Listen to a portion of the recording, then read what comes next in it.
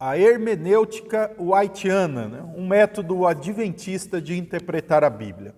Eu vou trazer para vocês hoje algumas evidências de como a Igreja Adventista ela se pauta ou as suas doutrinas foram pautadas a partir das visões de Ellen White e de sua posição. E isso deveria ser inevitável, é claro que é, já que Ellen White é inspirada. Então, assim, ao invés de, na época dos pioneiros, terem aí a preocupação da interpretação histórico-gramatical, se preocupar com o contexto do livro, com o contexto histórico, com o gênero literário, com os significados dos termos, entrar aí o trabalho de exegese, ver o que teólogos e tradições cristãs interpretaram e apresentaram sobre aquele texto, ficando totalmente dependente das escrituras e tão somente dela, fazendo a analogia da fé. O Adventismo, ele possui aí uma carta na manga, né? Ele possui uma chave hermenêutica, né? A chave hermenêutica é Ellen White, tanto que no livro Tratado de Teologia Adventista, no fim de cada um daqueles capítulos, que é da teologia sistemática, digamos assim, da teologia sistemática deles, mostra os comentários do espírito de profecia sobre aquele assunto. Mas vamos lá ver como que era o processo, né? Como era o processo acadêmico de interpretação bíblica, qual era o processo eclesiástico, como isso era votado, como chegavam à conclusão de uma interpretação bíblica. Eu vou começar aqui usando o livro A História do Adventismo, que é publicado pela editora adventista. Vou começar lendo aqui na página 98, onde o autor desse livro vai contando o que Ellen White relata sobre a época em que estavam produzindo as crenças e os debates entre os pioneiros e cofundadores da Igreja Adventista. Então, observe só na página 98, o autor Maxwell, falando de Ellen White, ele vai falando das palavras de Ellen White, ele diz o seguinte, a página 98, abre aspas, né, citando Ellen White. Muitas vezes ficávamos reunidos até alta noite, e às vezes a noite toda, pedindo luz e estudando a palavra. Repetidas vezes, esses irmãos se reuniam para estudar a Bíblia, a fim de que conhecessem seu sentido e estivessem preparados para ensiná-la com poder. Aí ele diz, o próprio papel de Ellen White era limitado, mas valioso. Abre aspas, ele dizendo ainda agora as palavras dela.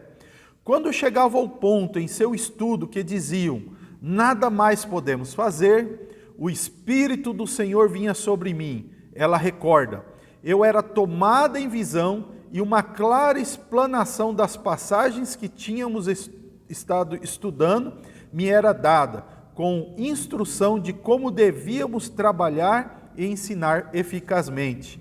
Os irmãos imediatamente procuravam suas sugestões em suas Bíblias e concordâncias e ficavam impressionados em descobrir que realmente se tornava claros os pontos em análise. Essas contribuições de Ellen White pareciam particularmente impressionantes, né? Porque os irmãos sabiam que quando não em visão, ela nos diz, eu não podia entender esses assuntos, né? Então, observamos aí o papel místico, hermenêutico de Ellen White na interpretação no período adventista pioneiro, né? Aqui mais adiante, diz que há um momento de discussão lá, muitos estavam sustentando erros, distorções, e diz que um grupo até grande, não tinha dois que entravam em acordo. Daí, ela diz o seguinte, que depois do que o marido dela orou por ela, ela conta, olha, né? Meu esposo, Edson e Bates, meu esposo, oraram por mim. O Senhor ouviu as orações de seus servos e eu revivi, porque ela estava triste por causa da confusão. A luz do céu, prosseguiu ela, então repousou sobre mim e eu logo perdi de vista as coisas terrenas. Né? Em visão acontecia isso com ela, diz os relatos, né? Que ela perdia contato com as coisas físicas, às vezes nem respirava, ficava olhando fixa para um lugar, tinha muita força, daqui a pouco ficava fraca, caía no chão, enfim, aí ela disse que aconteceu isso nesse momento. Continuando, em sua visão ela viu que estava errado com respeito às ideias que esses homens estavam apresentando e qual deveria ser a verdadeira posição.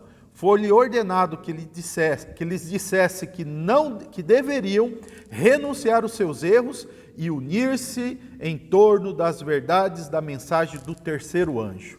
Que coisa linda, não é verdade? Então, uma profetisa, ela então coloca todos os líderes da igreja ali a ficarem em silêncio, parar com suas interpretações, porque ela agora tem uma visão aí para corrigir ou orientar hermeneuticamente os pioneiros da única igreja visível verdadeira. Né? Ainda citando alguns desses exemplos da hermenêutica whiteana, o livro Tratado de Teologia Adventista do Sétimo Dia diz aqui na página 8 o seguinte, falando das reuniões que eles debatiam, que eles discutiam, engraçado, né? Abre uma notinha aqui, Ellen White nunca repreendeu os seus irmãos arianos, né? Mas as visões vinham para corrigir outras coisas, né? Mas vamos continuar, fecha a nota de rodapé e voltemos.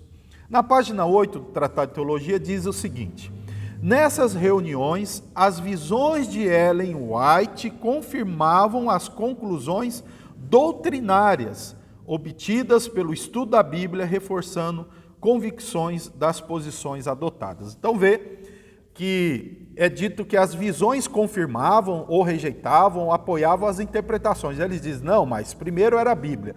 Bem, nós sabemos que as interpretações e a escolha da interpretação vinha da pena ou vinha das alucinações de Ellen White. E aí eles não faziam uso daquilo que deveriam fazer, mas eram orientados aí por Ellen White. É até dito que partes de visões dela, né, se tornaram aí o conteúdo do livro O Grande Conflito, enfim.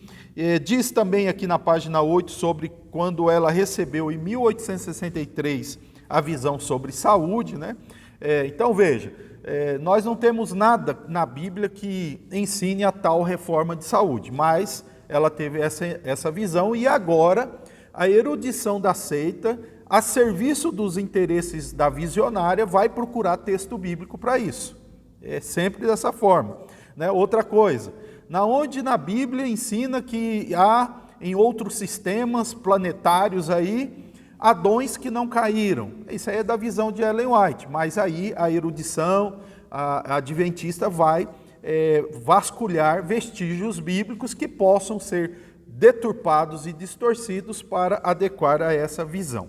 Então nós vimos aqui um último exemplo que eu quero mostrar para vocês, se encontra aqui no livro Trindade, né? Que eu já falei aqui várias vezes, já tem provas de que eles, para justificar os adventistas, eles então acusam a doutrina trinitariana, ortodoxa, histórica e bíblica, de filosófica, de não representar Deus de forma fiel segundo as Escrituras. E aí eles dizem ter uma doutrina bíblica deles mesmos, da doutrina da Trindade. Porém, no entanto, diz aqui na página do 248, esse livro diz o seguinte: qual foi o papel, no que diz respeito aí à Igreja Adventista, adotar a doutrina da Trindade deles, né?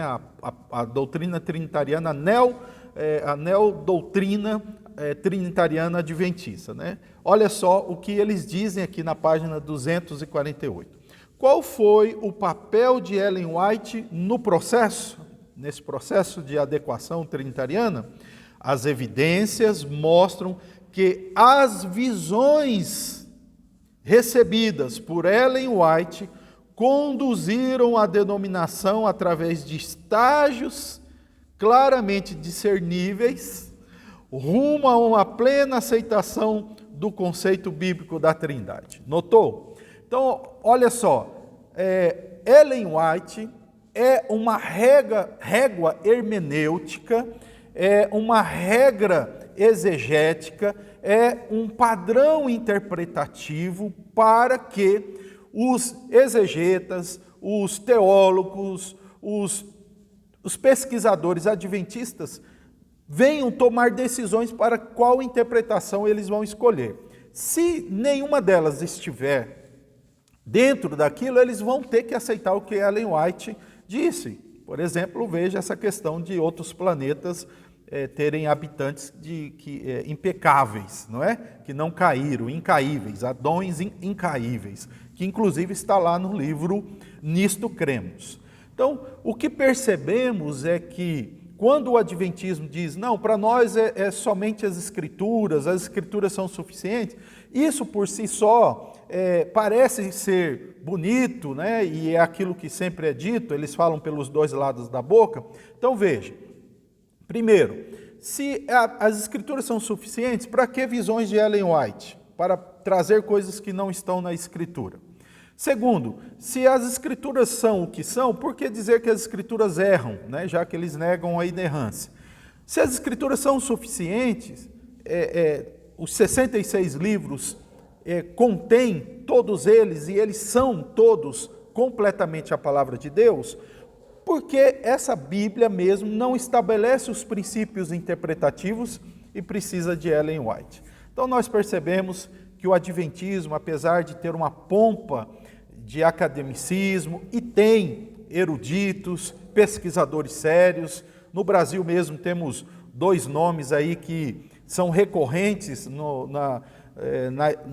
naquilo que se interpreta, mas nós notamos que, na realidade, quem estabelece o processo hermenêutico é a própria Ellen White, aquilo que ela escreveu, aquilo que ela viu em visão, e se a igreja adventista, ou os intérpretes, ou qualquer um dos apresentadores aí adventistas, fugirem, eles estarão se afastando de uma interpretação inspirada. E quem vai fazer isso? Ninguém. Portanto, ela pode não ser canônica, mas ela é inspirada. E entre um intérprete inspirado e um intérprete não inspirado, obviamente, o inspirado vai figurar como o principal a ser escolhido aí. Que Deus continue nos mantendo na verdade, né? A palavra de Deus é a verdade, ela toda é inspirada, e ela e por ela, estudando os seus princípios, estudando a sua língua, estudando o seu contexto, nós vamos chegar à verdade sem precisar de Ellen White. Deus abençoe sua vida em Cristo Jesus.